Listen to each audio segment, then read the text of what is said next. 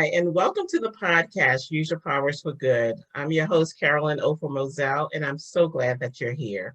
This is a podcast to inspire leaders, managers, and supervisors to use your powers for good to put more kindness into the world. As leaders, it's important to find ways to reduce stress, find your balance, and create a positive workplace culture by improving the tools in your leadership toolbox. So today we have Eboni Adams Monk. She is a leader, inspirer, author, and teacher who works with women leaders, especially seasoned middle and executive leaders who are overworked, mindlessly going with the flow, and experiencing burnout and have lost their connection to their joy of leading. So Ebony is going to talk to us today about getting your joy back for leading. Hello, Ebony. We are so Hello, glad that you are here. hello. I'm excited to be here today, Carolyn. Very excited to be here. So tell us a little bit about your journey and what led you to this work. Well, it's interesting how my path evolved because in many ways, my path have two different paths that really merged into one. And on the one hand, one path is my love of culture and exploring different spiritual systems. And I've had that inside of me for many, many, many years since I was very young. Mhm. And over that led me to connect with spiritual leaders and teachers. And over almost for about 30 years now, I've been studying with some very well respected elders who represent communities from West Africa, Afro Brazilian culture, Native American communities, as well as Indian culture and spirituality. And as a leader, I watched how they led, and I was drawn to their devotion to principles like truth and justice and harmony and just overall transformational living. And that became a deep part of my own personal fabric. Along the way, I picked up some other tools, Kundalini Reiki. I'm a yoga teacher, a sound healer. And so I have this deep inner commitment to transformational living and using these transformational tools to encourage personal growth. So that's the one path. Mhm. The second path is I'm a corporate leader, and I have been in leadership positions for close to 25 years now. It began with me leading small teams, then larger teams, which progressed into me being a supervisor and then moving into management and director level positions. And the best way that I can tell and illustrate how these two paths merged, I like to tell a story. After college, my friends who were similar in mindset went to the ashrams and they went to the mountains Mhm. and they went to the rivers, traveling around the world to study with these elders from these wisdom communities. And I went to work. I felt the same pull that they did. I wanted to travel, but I also felt that pull to work. I'm a leader. It's in my blood, and people trusted me to do that work. So that's what I did. But I always stayed connected to my elders and to those wisdom traditions. So I took the trips to be with them. I learned from afar, and I continued to immerse myself in the culture and apply everything that I learned into my life, including at work. Mhm. And that's when I began to notice the transformation. So I was successful at work. But one of the things that began to bubble to the surface was that my teams were telling me that not only was I a good manager, but I was impacting their personal lives Mhm. and also helping them to get insight in ways that other managers had not. And the people around me were telling me, I don't know how you do this. How do you do everything that you do? You're a single mom, you're getting your yoga teacher Mhm. certification. How do you do this? And what I realized is that what people saw was my own devotion to Mhm. these transformational wisdom principles. So today, I share this wisdom with other corporate women, leaders in particular, because I believe in their power and I believe we can work in corporate without giving up that power. Oh, that's really, really awesome. so do you consider yourself a coach, or just how do you describe yourself? It's, I describe myself now as a transformational leadership wellness teacher. Okay. That's the best way to put it. Okay. So now the women, so you work mostly with seasoned women leaders. And so what have you found what type of support have you found that they need? So, the landscape is that the Me Too movement, Black Lives Matter movement, have really changed the discussions about diversity, equity, and inclusion, which obviously impacts women leaders. And we are saying we need to be respected. We will be respected, and our voices will be heard.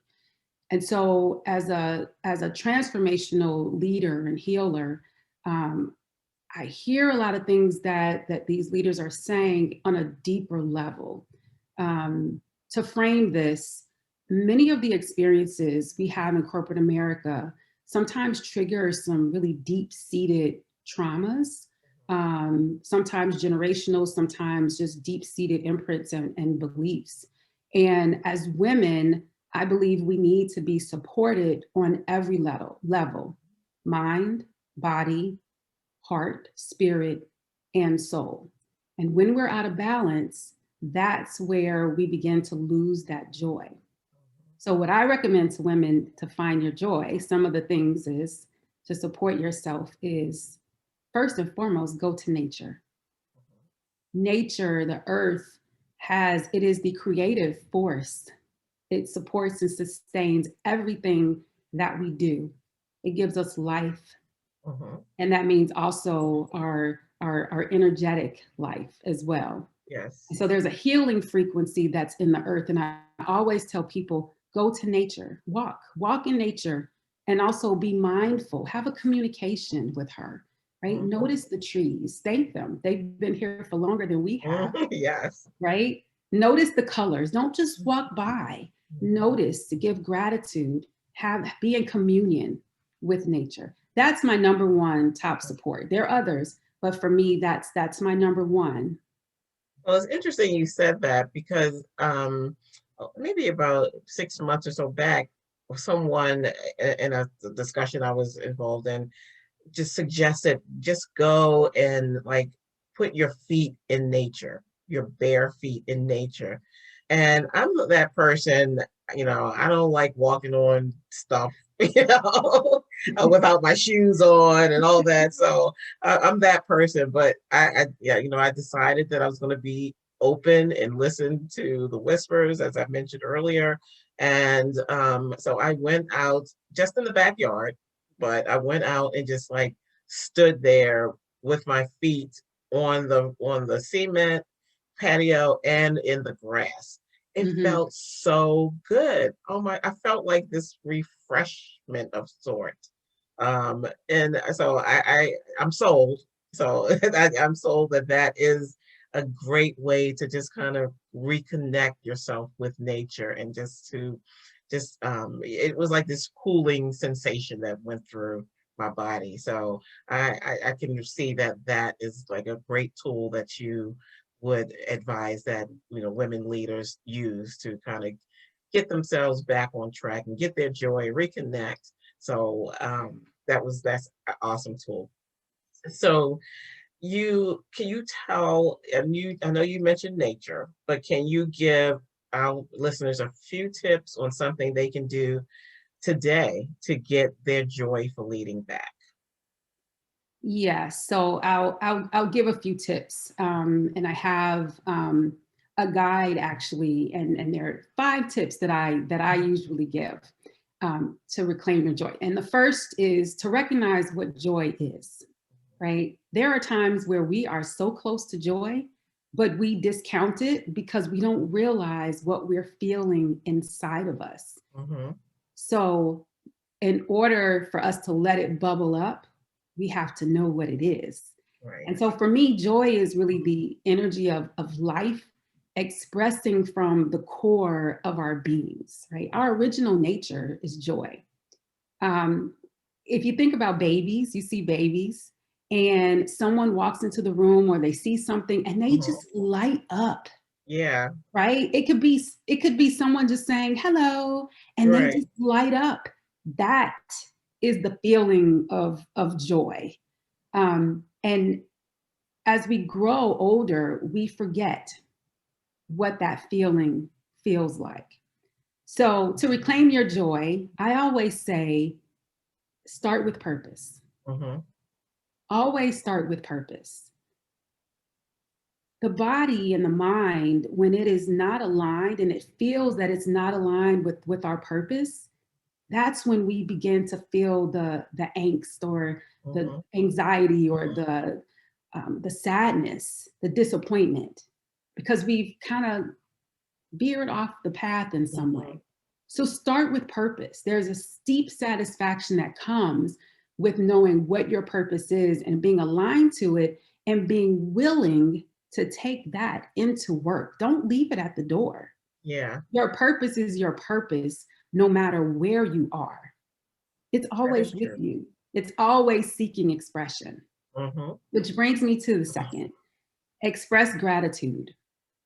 Right? Gratitude feeds the soul, puts us in a receptive and open state necessary for joy to blossom. Mhm. Right? The frequency of gratitude is necessary for joy to emerge. Third tip, nurture connection. Mhm. Be a part of community, mentor someone, give support. But I'm not saying be connected to other people. I'm Mhm. saying nurture connection, Mhm. right? Be devoted to people. Be devoted to your teams. Right. Fourth, number four, I five. This is the fourth Mhm. one. Yeah. No, come on. They're awesome. Live freely. And this is Mhm. one that I love. Mhm. Be curious about life and give yourself permission to explore. Mhm. You never know what little thing that you're interested in that once you go down that path might take you onto another path and onto something else. That those paths could be leading you to joy. And that's part of my path, Mhm. right? I was curious about music from West Africa. I love these chants. What is this? Let me explore that. And it led me to another thing and another thing. And next thing you Mhm. know, I'm meeting this spiritual elder. She's in my home. Wow. I'm hosting her, Wow. right? So allow yourself to explore. We're humans. We're on the planet to have a human experience. Yes. Explore. And the last one is reflection. Mhm. As leaders, we are going from meeting to meeting, scheduling the meeting, in the meeting. We're always supporting someone else. Many of us have families that we're taking Mhm. care of. Take the time to rest every day. Prioritize rest. Schedule it like a meeting. Now it's time to rest. Yes. And during that time, reflect. Just get quiet, breathe, and allow your inner teacher, your own inner healer to emerge Mhm. and guide you, and be willing to follow that guidance when it comes up. Those are some really, really, I think at the end of the day, like I always say, we're all human. You know, we may be leaders, we may be, we have all these titles and all that, but at the end of the day, we are all human. And these are the tips that you gave are things to nurture our human and to bring, I think you really have to you have to take care of yourself so that you can take care of others. And I think all of the things that you talk about really feed into helping you to bring the highest version of yourself to your leadership. So I hope that, everyone, I hope you had a pencil and a piece of paper and wrote those down. If you have to replay, but you should take those tips and just start to implement those in your daily routine because they are really, I think, like speak to positioning yourself to be the best that you can bring to your respective leadership positions. Thank you so much for that. Oh, absolutely. Absolutely. So tell me, Ebony, how do you put more kindness into the world? First of all, I love this question. I love this question because if we all put kindness into the world, what a different world it would be. Mm, How I put kindness into the world, two ways. I'm all about balance. So there's the inner and the outer. mhm, So in my inner world, I hold space for the highest possibilities of each and every situation, mhm, the highest possibilities for every person, the mhm, highest possibility for every company. And as part of that, I find that I am noticing the extraordinary in the ordinary mm, because I'm open, because I can see the potential, the right. highest potential. And the other way, in the outer world, I have learned that there is a give and a take in terms of harmonic response on the planet. And so the planet has given me a lot. These wisdom traditions that I studied with have given me a lot. Mhm, And I offer these transformational experiences for corporate women leaders mhm, to help them to grow and blossom. And at the same time, helps to preserve the wisdom of indigenous cultures, these wisdom traditions that mhm. are rooted in love and joy. Awesome. Oh my gosh. That's really deep, Ebony. But Everything it's is deep. It's deep, beautiful. it's deep and it's simple, right? It's Yeah, very yeah, simple, yeah. right? It's beautiful. It's beautiful. So tell us what you're up to. What do you want? What are you up to? What do you want people to know that you're doing, and how can they connect with you? Well, first of all, my new book was just released yesterday. It's called Yeah. Leading Wise: Inspirational Reflections for Corporate Leaders. It is available on Amazon. It's a really, I'm proud of this book. It is an offering to women who have lost their joy for leading, who know they're worth more Mhm, when they're sitting at their desks at work, and who feel in their gut that there has to be a better way. mhm, So that's the first thing. You can usually find me someplace speaking about wisdom, leadership, and mhm, leadership wellness. And I'm in the process right now of curating a leadership wellness retreat mhm, to provide a deep healing space for successful leaders, women who might be empaths or soul mhm. connected or heart centered, Mhm. wisdom leaders in training. That's what I'm up to. All right. So I'm sure you're on social media everywhere. So how can we connect to you there? So head to on social media. I am Eboni Adams Monk, EBONIADAMSMONK on Facebook, Instagram, LinkedIn. I always have inspirational messages and checking in with people. You might Mhm. even come across a nature meditation video. And my website is www.eboniadamsmonk.com. And if you sign Awesome. up there, sign up to stay connected to everything that's coming. Awesome. Thank you so much, Ebony, for being here today and giving us all those great nuggets of wisdom, really, and information that we can use as leaders, especially women leaders, to take and just kind of get find out how we can reclaim our joy. Being a leader, especially in this time, is really challenging, whether you're a man or a woman, but really, especially as you mentioned, with the Me Too movement and all of the social injustice movements that are happening, being a leader in this space and time is really challenging. And I think it it it it does well for all of us to find our place and our purpose in this space so that we can understand our contribution to helping things to become better. So thank you so much for your work and all that you are doing to contribute to putting more kindness into the world. Thank you for having me, Carolyn. I loved our chat today. Yes. So until next time, be better today than yesterday. Be better tomorrow than today. Bye for now.